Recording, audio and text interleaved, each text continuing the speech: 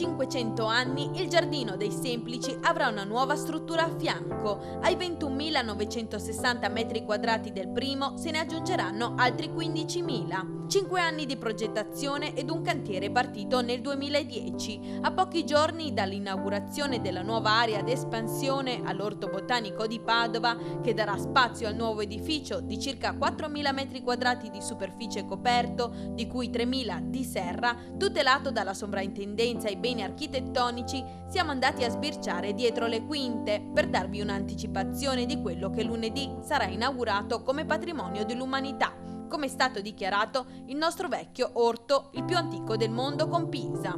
Una serie di percorsi da piante d'ambiente passando per quelle dell'uomo per finire alle piante nello spazio daranno vita alla natura con 5 serre che le ospiteranno. Un edificio pensato per le piante dove loro saranno le protagoniste nel loro ambiente. Grazie ad un sistema di gestione computerizzata, loro stesse si autoregoleranno l'ambiente in funzione alla loro esigenza. Darne risalto e farle conoscere alle persone che non ne sanno l'esistenza e che non sanno che sono esseri che hanno vita e intelligenza e che rappresentano il 99% degli esseri viventi che sono sul pianeta.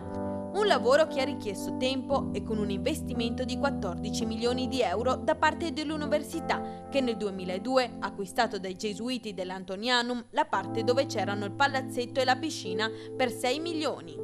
Sarà uno spettacolo verde da non perdere, che un giorno, oltre che ad essere visitato dalle scuole e dai turisti, potrà essere scenario anche di matrimoni. Il progetto è stato curato dagli associati di Marostica, guidata dall'architetto Giorgio Strapazzon, che nel 2005 ha vinto il bando internazionale.